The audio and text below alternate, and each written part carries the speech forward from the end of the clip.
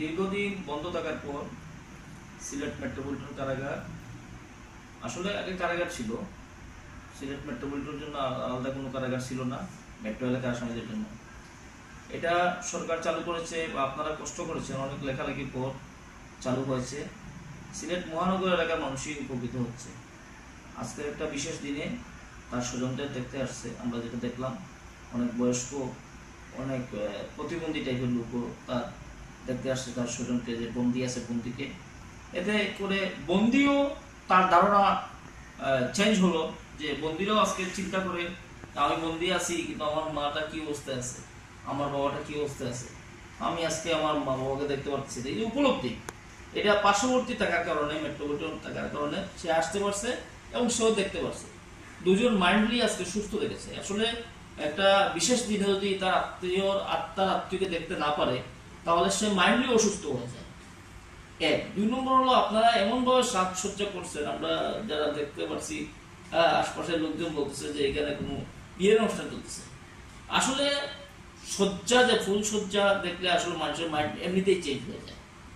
আর আপনার যে বিহেভ দেখলাম সেখানে, সে মনে হচ্ছে এটা আপনি একটা বাউন্ডারির মধ্যে রেখেছেন, একটা ঘরের মধ্যে রেখেছেন, এদেরকে কোনো শিক্ষা দিচ্ছেন। আসলে কারাগারে বলে মনে হচ্ছে না, মনে হচ্ছে তারা একটা শিক্ষার মধ্যে, শিক্ষা প্রতিষ্ঠানে যেভাবে বাচ্চারা যায় সেভাবে শিক্ষা নিতে যায়। শিক্ষা নিতে আসছে ও শিক্ষা নিচ্ছে, সেটা বোঝা গেল যে তারা খুব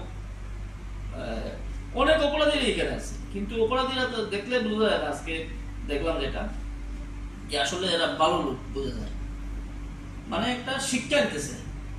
আমি জেনেছিলাম বেশ কিছু আগে যে কারাগারের জেল সুপাররা দেশের বাইরে গিয়ে যে আসামি হয়ে আসে তাকে কাউন্সিলিং করে যে সে যেন আর অপরাধ না করে। আমি দেখলাম এ ধরনের অনেক বাপ এখানে আছে, যে স্বাভাবিক জীবনে ফিরে আসছে, যে সে অপরাধ করবে না বা অপরাধী না, অপরাধ থেকে ফিরে আসছে, এই ধরনের একটা বাপ বডির আচার আচরণ যেটা উপলব্ধি করলাম। তো আমাদের যেহেতু আপনি ডিআইজিপি জন আসলে সিলেটের সবার কাছেই পরিচিত, আজকে কি আয়োজন করলেন? যেহেতু জেল সুপার সাহেব চলে আসছেন, 1 মিনিট জেল সুপার সাহেব একটু বললে ভালো, আপনার গড় যেহেতু পরেরটা আমাদের ডিআইজিপি স্যার বলবেন। ধন্যবাদ আপনাকে। প্রথমেই সবাইকে পবিত্র ঈদ উল আজহার শুভেচ্ছা জানাচ্ছি। ঈদ মোবারক। আপনি জেনে আনন্দিত হবেন যে ঈদ উল আজহা উপলক্ষে আমরা কারা অধিদপ্তর থেকে যে নির্দেশনাগুলি পেয়েছি, যে কর্মসূচিগুলো পেয়েছি, সেগুলো পুঙ্খানুপুঙ্খভাবে আমরা পালনের ব্যবস্থা গ্রহণ করেছি। আমরা সকালে কারাবন্দীদের জন্য ঈদের জামাতের আয়োজন করেছি। অত্যন্ত উৎসবমুখর পরিবেশে রঙিন সাজসজ্জার মধ্যে দিয়ে তারা কিন্তু ঈদের নামাজ আদায় করতে পেরেছে, এবং এই ঈদের নামাজের একত্রে ঈদের নামাজ আদায় করতে পারার যে একটা সন্তুষ্টি, সেই সন্তুষ্টিতে তাদের মধ্যে একটা, তাদের হৃদয়ে সত্যি একটা আনন্দের বন্যা বয়ে যাচ্ছে। পাশাপাশি কারা ক্যাম্পাসে অভ্যন্তর বহির্ভাগে আমরা প্রচুর সাজসজ্জা করেছি। দর্শনার্থীদের আপ্যায়নের জন্য আমরা কিন্তু দেশীয় ফলমূলের ব্যবস্থা রেখেছি, ফুলের ব্যবস্থা রেখেছি। তো সব মিলে এটা যে প্রাচীনকালের যে কারাগারের ধারণা, সেই ধারণা থেকে আমরা বের হয়ে এসে কারাগারকে বর্তমানে আর কারাগার নয়, একটা সংশোধনাগারের একটা রূপান্তর করার লক্ষ্যে আমরা মানুষের দৃষ্টিভঙ্গি পরিবর্তনের জন্য আমরা কিছু ব্যবস্থা নিয়েছি।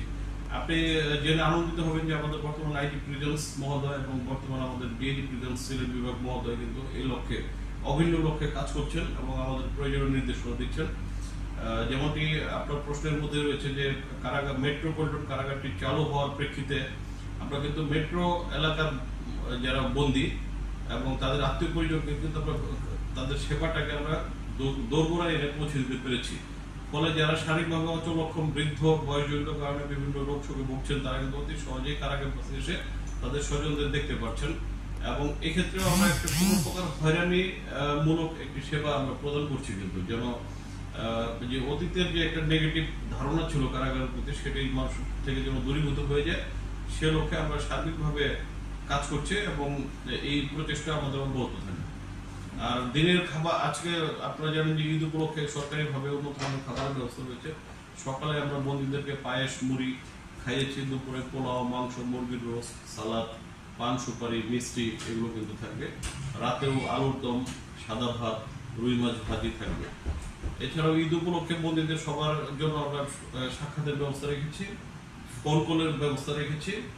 পাশাপাশি আগামী 3 দিনের যে কোনো একদিন বন্দীরা তাদের বাসাবাড়ি থেকে খাবার গ্রহণ করতে পারবে, যেন তারা বাসাবাড়িতে যে কোরবানি হয়েছে তাদের কোরবানির গোশত এবং উন্নত খাবারটা যেন পেতে পারে, মায়ের হাতের রান্নাটা যেন পেতে পারে, সেই লক্ষ্যে আমরা কিন্তু ব্যবস্থা নিয়েছি।